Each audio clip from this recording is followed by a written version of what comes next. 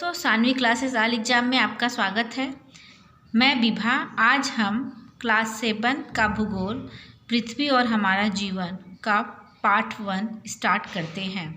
दोस्तों, अगर ये वीडियो आपको अच्छी लगे तो प्लीज़ लाइक और शेयर और सब्सक्राइब जरूर कीजिएगा। चलिए आइए स्टार्ट करते हैं। पार्ट 1, पृथ्वी की आंतरिक संरचना। हमारी पृथ्वी जिस तरह हम रहते हैं ऊपर से ठंडी, ठोस और कठोर दिखाई देती है तथा क्या आपने कभी सोचा है कि अंदर से कैसे दिखती है? आइए जानें। हम जानते हैं कि लगभग 5 अरब वर्ष पहले हमारे सौरमंडल की उत्पत्ति हुई है। हमारी पृथ्वी भी सौरमंडल के 8 ग्रहों में से एक है। उत्पत्ति के समय पृथ्वी गर्म गैसों और धूल के कणों से बनी आग के दहकते हुए गोले के समान है। करोड़ों वर्ष बाद पृथ्वी का वायुमंडल बना और घनघोर वर्षा के फलस्वरूप धीरे धीरे पृथ्वी की ऊपरी परत ठंडी हुई, परंतु पृथ्वी आज भी अंदर से गर्म है। आइए करके देखते हैं। यह है पृथ्वी की आंतरिक संरचना। देखते हैं। हमारी पृथ्वी की आंतरिक संरचना की तुलना प्याज से की जा सकती है। पृथ्वी में भी प्याज की तरह कई परतें हैं जो भिन्न भिन्न मोटाई की हैं। यदि पृथ्वी को मध्य से आर पार काटे तो चित्र 1.1 की तरह दिखाई देंगे। ये देखिए, आपने देखा है कि हमारी पृथ्वी अंदर से 3 परतों में विभाजित है: भू प्रॉपर्टी, मेंटल और कोर। भू प्रॉपर्टी यानी अर्थ क्रस्ट। पृथ्वी की सबसे ऊपरी परत को भू प्रॉपर्टी कहते हैं। यह पृथ्वी की सबसे पतली ठोस परत है। भू प्रॉपर्टी की मोटाई विभिन्न स्थानों पर भिन्न भिन्न होती है। समुद्र की तलहटी का निर्माण करने वाली भू प्रॉपर्टी प्राय 4 से 7 किलोमीटर मोटी होती है, जबकि महाद्वीपों की भू प्रॉपर्टी औसत रूप से 35 किलोमीटर तक मोटी होती है। कुछ परतों के नीचे तो इसकी मोटाई 70 किलोमीटर तक की है।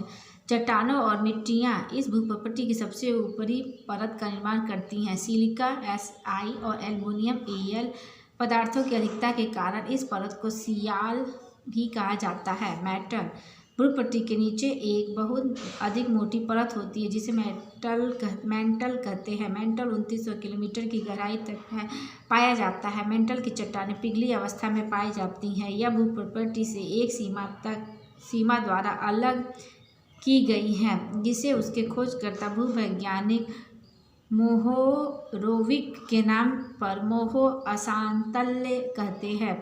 मेंटल का ऊपरी भाग दुर्बलता मंडल कहा जाता है।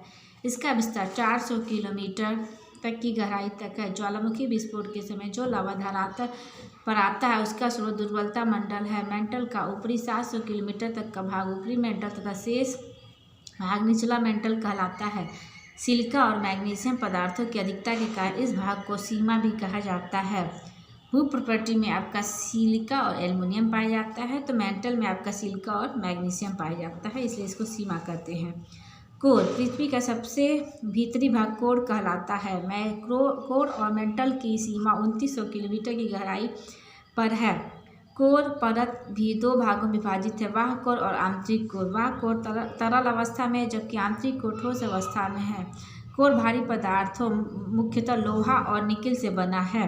इसमें कोर में लोहा और निकिल पाया जाता है। निकिल और लोहे से बनी होने के कारण इस परत को निफ्र भी कहा जाता है। सेल या चट्टान खनिजों के मिश्रण से बना हुआ है। ये विभिन्न आकृतियों, आकारों, रंगों में पाई जाती हैं। ये पत्थर की तरह कठोर और मिट्टी और रेत की तरह मुलायम भी हो सकती हैं। आपने देखा होगा घर में आपकी माँ जिस सिलबट्टे का प्रयोग मसाला पीसने के लिए करती है वह पत्थर का होता है। आप छोटी कक्षा में जिस स्लेट पर लिखते थे वही पत्थर का होता है। गांव के लोग जिस भूमि पर खेती करते हैं वे सभी सेल या चट्टानों के अलग अलग प्रकार हैं। आइए जानते हैं सेल कितने प्रकार के होते हैं या चट्टानें। निर्माण के आधार पर सेल 3 प्रकार के होते हैं: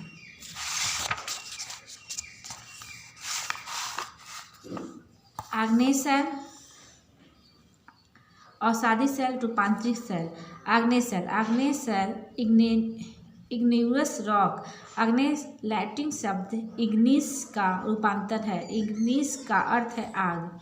चित्र 1.2 में देखिए। आग्नेय सेल के निर्माण की प्रक्रिया जानिए। चित्र में देखिए, उड़ती हुई राख और धूल जैसा पदार्थ निकलता दिखाई पड़ रहा है। आग्नेय सेलों की रचना इन्हीं भूगर्भ से निकलने वाले तत्वों और तरल पदार्थों के ठंडा होकर जमने के फलस्वरूप हुई है। ये तरल पदार्थ पृथ्वी के आंतरिक भागों में गर्म और पिघले हुए रूप में रहते हैं। इसे मैग्मा कहते हैं। जब यह मैग्मा पृथ्वी के धरातल पर पहुंचता है तो लावा कहलाता है। ग्रेनाइट, बेसाल्ट, गैबो और डायोराइट आग्नेय शैल के उदाहरण हैं। ग्रेनाइट, बेसाल्ट और ग्रेबो तथा डायोराइट ये आग्नेय शैल के उदाहरण हैं। पृथ्वी की भू प्रकृति का 2/3 भाग आग्नेय शैल से ही बना है। आग्नेय शैलों को प्राथमिक शैल भी कहते हैं क्योंकि इन्हीं चट्टानों से अन्य चट्टानों का निर्माण होता है। आग्नेय शैल की विशेषताएं क्या होती हैं? ये शैल कठोर होती हैं, इसका अपरदन कम होता है, ये रवेदार और दानेदार होती हैं, इनमें परत नहीं पाई जाती है, इसमें जीवाश्म नहीं पाया जाता है, ये प्राय ज्वालामुखी क्रिया से उत्पन्न होती हैं। आग्नेय शैलों में सोना, चांदी, लोहा, अभ्रक खनिज पदार्थ मिलते हैं। भारत का दक्षिण का पठार अधिकतर आग्नेय शैलों से ही बना है। परतदार या अवसादी शैल, सेडिमेंट्री रॉक। आपने बरसात के समय पानी को देखा होगा। पानी के साथ कंकड़, मिट्टी, पेड़ पौधे की पत्तियां तेजी से बढ़ती दिखाई देती है। जब पानी का बहना बंद हो जाता है तो नालियों, सड़कों के किनारे और गड्ढों में कंकड़, मिट्टी, पेड़ पौधों की पत्तियां, घास आदि जमीन में जमे हुए दिखाई देते हैं। इसी प्रकार परतदार शैलों का निर्माण अवसादों या मलबा जमा होने के कारण होता है। शैलों के छोटे छोटे कणों को पवन, बहता पानी या हिमानियाँ अपने साथ उठा या बहा कर ले जाती हैं और उन्हें समुद्र के तल या भूभाग पर परतों में जमा करती हैं। इन जमी परतों की मोटाई हजारों मीटर होती है। चित्र 1.3 में देखिए। धरातल के 3/4 भाग में परतदार शैल पाई जाती। लोयस का जमाव वायु निर्मित परतदार चट्टान का सबसे प्रमुख उदाहरण है। हिमालय पर्वत जो भारत का पहरेदार है वह भी परतदार चट्टानों में है।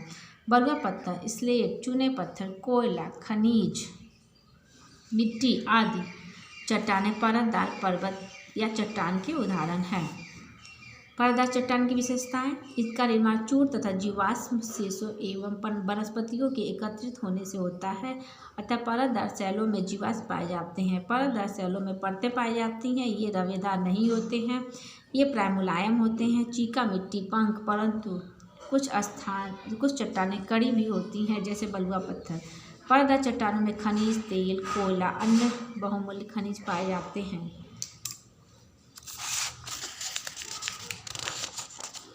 रूपांतरित शैल, मेटामॉर्फिक रॉक। रूपांतरित शैल, जैसा कि शब्द रूपांतरण से पता चलता है, ये चट्टानें अन्य चट्टानों के रूप परिवर्तन के फलस्वरूप निर्मित होती हैं। परतदार शैल एवं आग्नेय शैल में दाब द्वारा परिवर्तन के फलस्वरूप रूपांतरित शैल का निर्माण होता है। रूपांतरण की क्रिया के दौरान चट्टान का संगठन एवं रूप रंग बदल जाता है, परंतु चट्टानों में किसी प्रकार का विघटन या वियोजन नहीं होता। उदाहरण के लिए कच्ची मिट्टी से ईंट बनना, या ये देख लीजिए मूल चट्टान है ग्रेनाइट, बालू का पत्थर, चूना पत्थर, कोयला, इसको रूपांतरित करके बनाया गया है। नीस, ग्रेनाइट का नीस हो गया, बलुआ पत्थर का क्वार्टजाइट हो गया, चूना पत्थर का संगमरमर, कोयला का ग्रेफाइट और हीरा हो गया। इसकी विशेषता देखते हैं। रूपांतरित चट्टानें ताप एवं दाब के द्वारा बनती हैं। इन चट्टानों में कठोरता अधिक होती है जिससे ये चट्टानें जल्दी नहीं टूटती हैं। ये चट्टानें मूल्यवान पत्थर, संगमरमर से लेकर हीरा, नीलम, मणिक जैसे रत्न प्रदान करते हैं। इसी के साथ ये चैप्टर समाप्त होता है। अगले चैप्टर के साथ हम जल्द ही आते हैं। तब तक के लिए नमस्कार। इस वीडियो को देखने के लिए बहुत बहुत धन्यवाद।